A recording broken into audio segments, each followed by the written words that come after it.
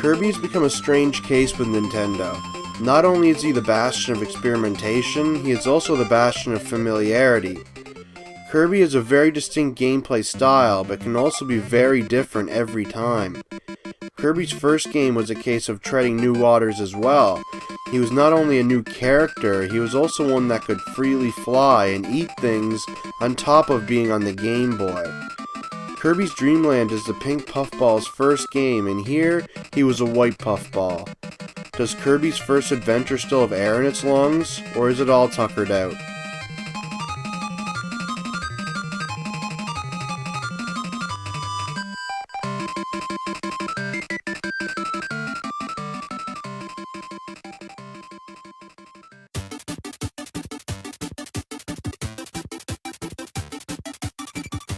Like you'd expect with a Kirby game, there isn't really a story. King Dedede has stolen all of Dreamland's food, and it's up to Kirby to get it back. Since that's all there really is to it, and since it's on the Game Boy, the game relies heavily on the gameplay. The gameplay in Kirby's Dream Land is similar to later Kirby games.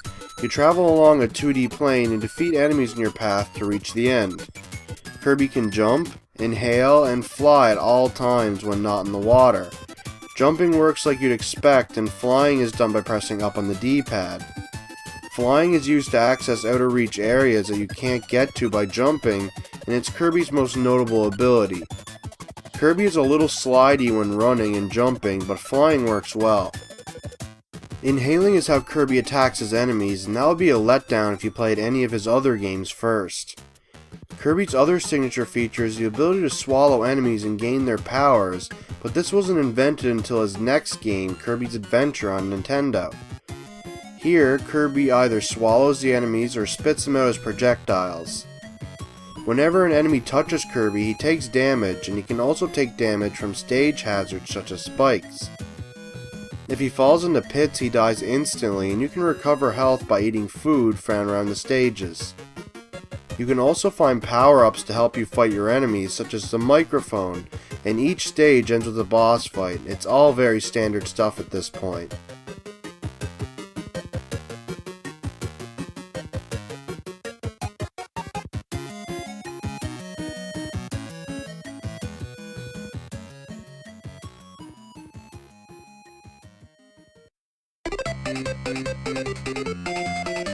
As simple as Kirby's Dream Land is, it's not without flaws.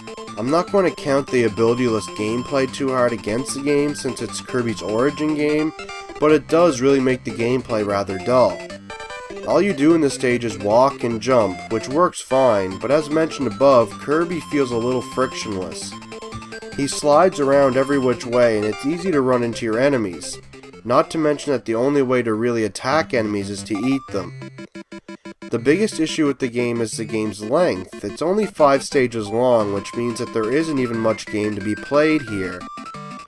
After completing the game, you learn a code that lets you start a second quest of sorts, and that makes the game harder, but it's still the same 5 stages.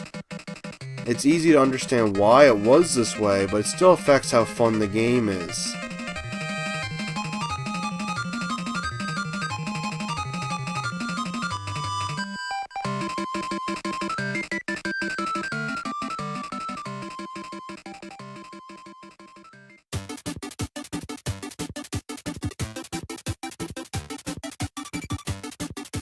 The Game Boy wasn't exactly a powerhouse, and it's easy to see that here.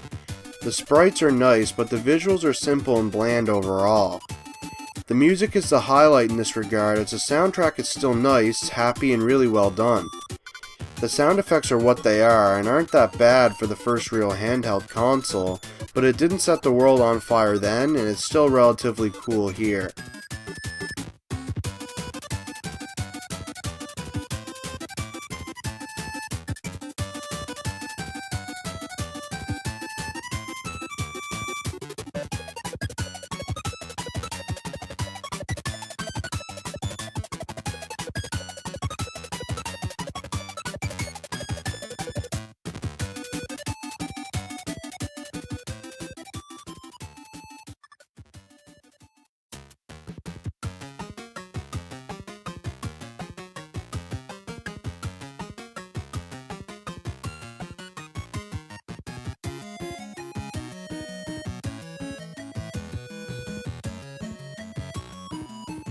Kirby's First Adventure doesn't hold up well.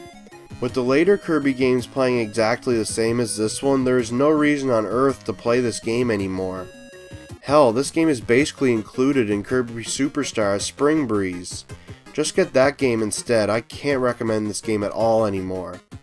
If you have a Wii or Wii U, just get Kirby's Dream Collection or Kirby Superstar on the Wii Shop channel. And if you only own a DS or 3DS, Kirby Superstar Ultra is available, as well as Kirby's Adventure 3D on the 3DS eShop. While the game isn't bad, it's become irrelevant. Kirby inhales 2 out of 5 stars.